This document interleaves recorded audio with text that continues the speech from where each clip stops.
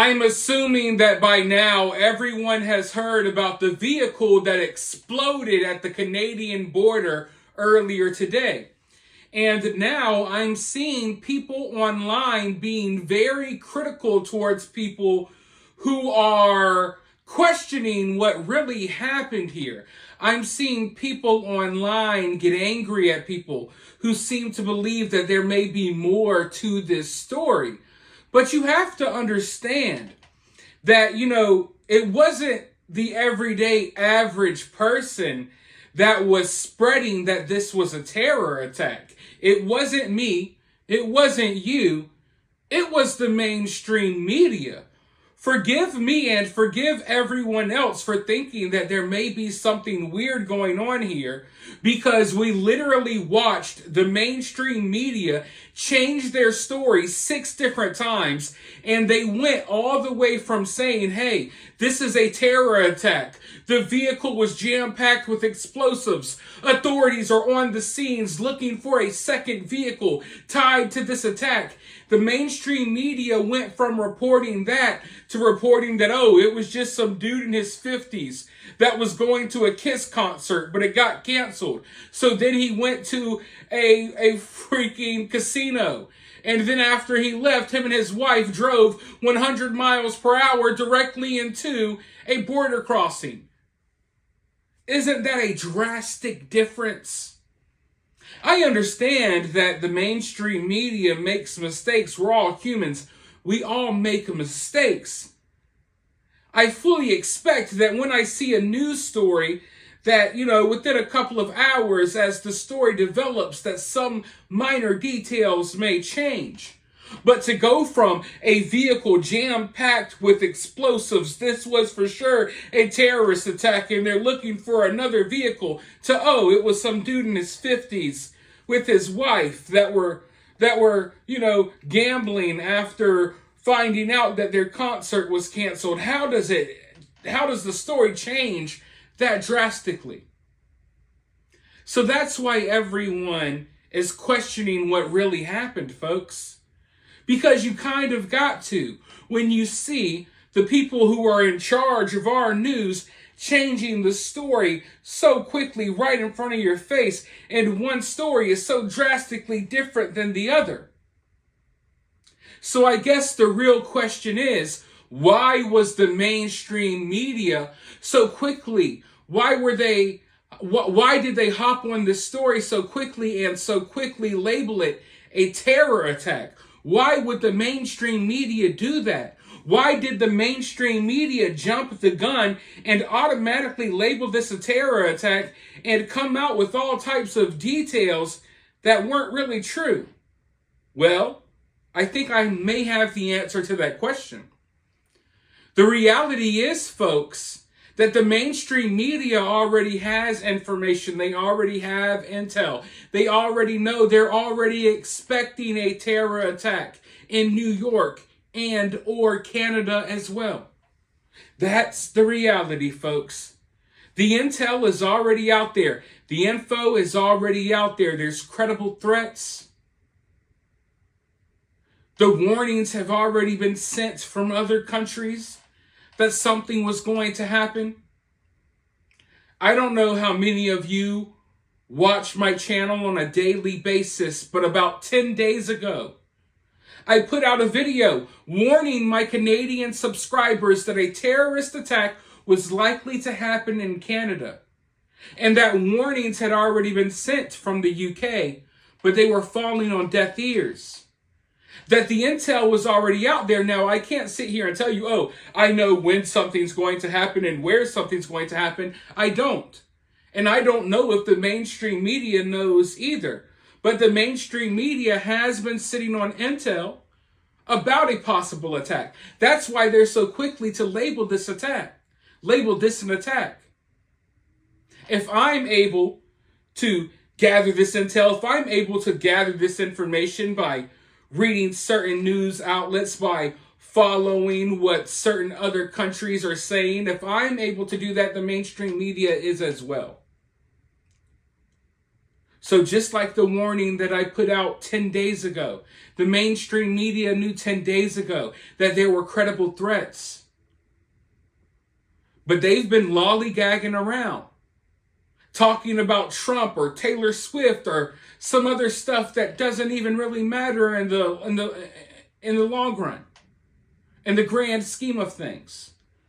As they sit on information and intel, knowing that there are very credible threats towards Canada, New York, and various other places as well. In fact, just yesterday, for the first time, it was acknowledged on the mainstream media that there were credible threats against New York. Let's go ahead and watch this clip real quick, and then I'll be right back with more thoughts. CBS News has learned about heightened threats of possible terror attack on the U.S., and New York State is a focus. CBS's Catherine Herridge joins us now with more on these concerning details. Catherine. Thank you, Jerika. CBS News has obtained a security alert suggesting an increasing terrorist threat to New York State.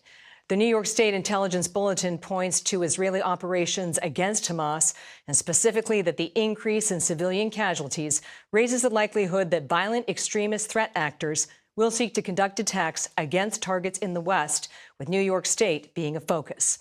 The alert says possible targets include protests and other public events.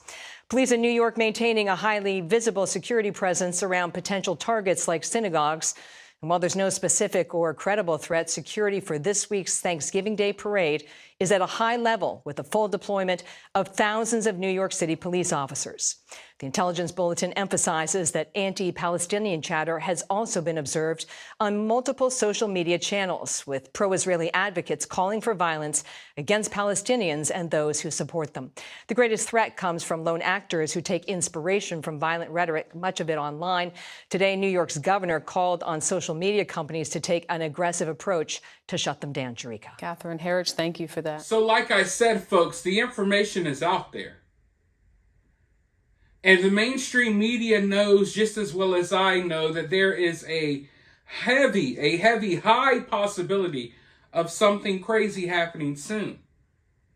So when you look at this story and you wonder why the mainstream media was so quick to hop on it and turn it into something that it maybe wasn't, maybe this is why.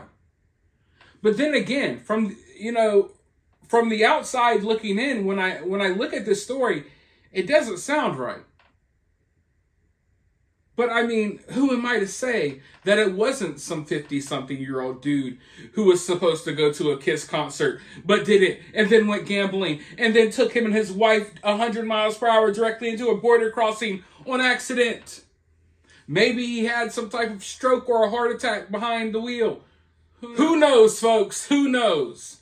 But one thing I do know is that the mainstream media has been sitting on this intel. They've been sitting on this information, sitting on their hands, twiddling their thumbs, instead of raising awareness about the credible threats to Canada and New York.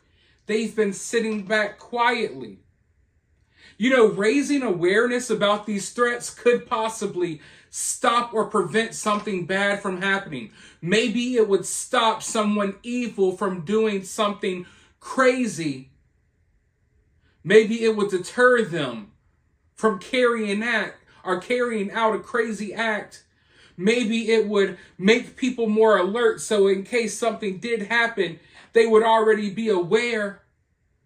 But no. Instead of raising awareness about these threats, the mainstream media sat on this information, and now they're hopping on any story they can because they already know there's a possible attack coming. So they're hopping on any news story, and they think, oh, this is the one. This is it. And the craziest part of all is that the mainstream media, they want us to believe the current story about what happened, right? When they reported a different story a few hours ago and they wanted us to believe that story. Really think about it, folks. I'm sorry, but I know a lot of people are just dumb. They're just dumb. They don't question anything. They're on cruise control. But really think about it. How can we believe the current story that the mainstream media is telling us now if we are supposed to believe that the mainstream media was totally wrong about the other story that they told us in the beginning that was totally different? Nowhere even near the same. And then you know what they do? They point the fingers at us. They point the fingers at people like me. Like we're the bad guys. We're bad because we don't believe the current story, or we're questioning the current story after they told us a totally different story. They'll point the fingers at us. They'll paint us out to be the bad guys. They'll paint us out to be villains. They'll label us conspiracy theorists when they're the ones that totally changed the story themselves. I didn't put this info out there. You didn't put this info out there. The mainstream media came out and said this was a terrorist attack and that the car was jam-packed with explosives. So forgive me and forgive any of you all who may now be asking, hey, what really happened here? But the mainstream media is like, no, you must believe our current narrative after we totally changed it. Please don't believe what we told you earlier, but believe us now. They're pulling a freaking okie doke right in front of our eyes. That's what's happening, folks. Really think about it, and you don't even have to think about it that hard. They come out with one completely different story. Change it up completely. And then, instead of acknowledging that they changed their whole entire story, they're going to start looking at us. Hey, how dare you believe that something else may have happened here? What's wrong with you? Why are you spreading these conspiracies? Why did you believe our first report that we wanted you to believe? We don't want you to believe that anymore. Now we want you to believe this. It's so utterly bizarre and crazy. And I feel like everyone's just floating through life and they don't pause for a second just to be like, hey, hold up, what? Like, we have to check these things. We really have to start checking these things. More people got to start calling this stuff out, folks. They can't be allowed to do this. They can't be allowed to do this, terror attack or no terror attack. They can't be allowed to just simply change the story completely and then get mad at people for asking questions. Asking obvious questions. Like, I'm going to put it as simply as I can, folks. Either they were wrong about what happened earlier and they completely lied about the details. They just made up complete lies about the details, or they're covering up an actual terror attack. There is no middle ground. There is no in between. There's no median. Either they were wrong and they made up lies in the process of reporting their wrong information, or this is a cover-up. It's as simple as that. I don't know any other way to put it, but what we cannot allow them to do is that we cannot allow them to flip the script on everyday average American people and Canadian people as if it's our fault that they put out this possibly false information. That's not our fault. It's not my fault. It's not your fault. They did this on their own.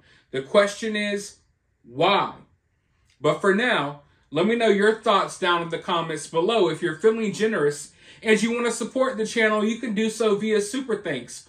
Or you can support the channel for free by sharing this video on social media, hitting that like button, subscribing, ringing that notification bell. And as always, I'll talk to you all very soon in the next video.